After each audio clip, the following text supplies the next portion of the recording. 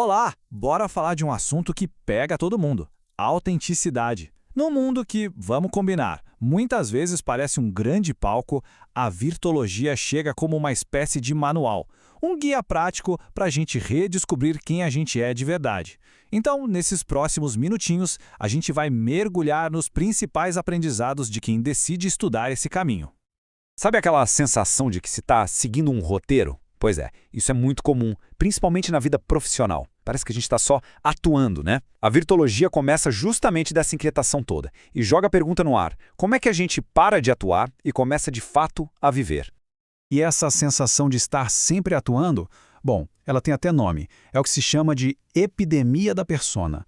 É aquele mal-estar que nasce do choque entre as máscaras que o mundo pede e quem a gente realmente é por dentro. O custo psicológico desse abismo, olha, pode ser bem alto. E aqui está a primeira grande lição que um estudante de virtologia aprende.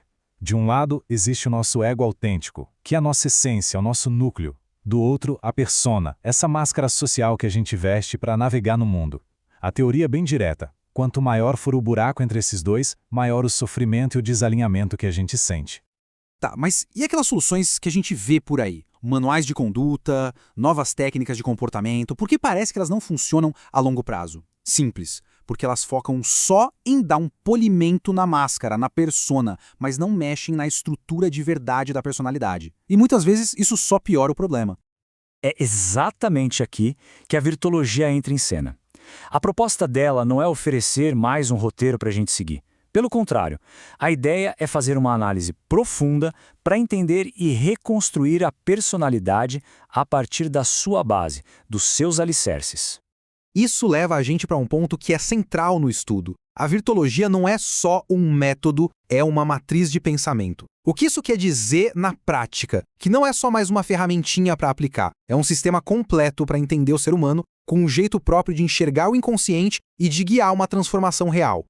Resumindo então, a virtologia é uma jornada bem prática. O objetivo que se aprende é desenvolver competências internas, que a teoria vai chamar de virtudes, e que funcionam como se fossem ferramentas para a nossa evolução, para o nosso bem-estar. É sobre construir de dentro para fora. Certo, mas como essa tal construção da personalidade funciona de verdade? Num curso de virtologia, o primeiro passo é aprender a olhar para os blocos fundamentais que formam quem a gente é. A personalidade é vista como um sistema de 5 partes. Tem o caráter, que é o que a gente aprende, o temperamento, que a gente herda, a identidade, que a gente constrói, a psique, que seria nosso sistema operacional interno, e as competências, que são as virtudes que podemos desenvolver ativamente. Entender essa divisão é o começo para saber onde é que dá para mexer para mudar. E aqui, olha, essa é uma das lições mais poderosas que se aprende. A diferença gritante entre tratar a virtude como um valor e como uma competência. Quando é valor, vira performance, é teatro para os outros. Mas quando se entende como competência, o foco muda completamente. Vira desenvolvimento interno para fortalecer o nosso eu autêntico. É aí que a mágica acontece. Agora vamos para a parte prática para ver como essa construção acontece. A virtologia não fica só na conversa, na teoria. Ela oferece um caminho bem claro, bem estruturado para a transformação pessoal.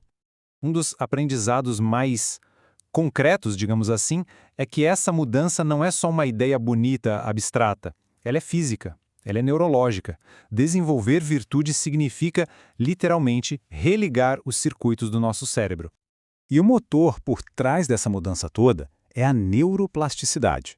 Pensa assim, é como abrir uma trilha nova no meio do mato.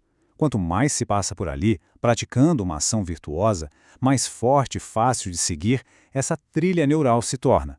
Chega uma hora que o comportamento autêntico vira o caminho padrão do cérebro. E como isso se aplica? Através de um processo chamado de tripé terapêutico. Primeiro vem a investigação, para a gente se conhecer de verdade. Segundo, o ensino, para entender como a gente funciona. E terceiro, a ação, que é onde se desenvolve as competências que faltam para promover a mudança de fato. Para guiar essa investigação, a virtologia usa mapas bem detalhados da psique. Um exemplo é essa análise aqui, que usa os 7 pecados capitais, mas não como um julgamento moral, de jeito nenhum. É uma metáfora, uma ferramenta simbólica para ajudar a gente a entender os excessos e os desequilíbrios do nosso ego.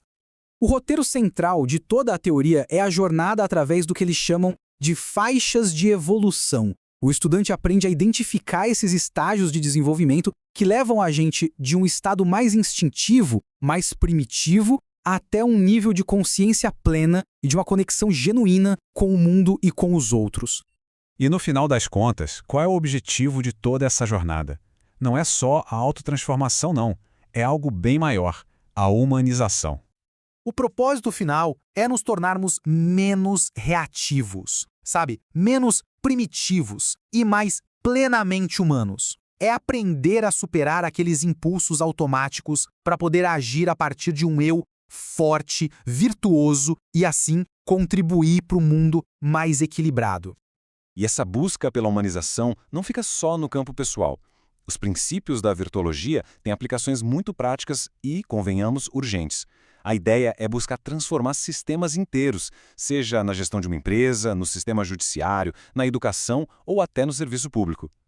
No fim, a jornada proposta pela virtuologia deixa a gente com uma escolha fundamental: continuar vivendo um roteiro decorado, preso a uma máscara, ou ter a coragem de descobrir e manifestar o nosso verdadeiro potencial.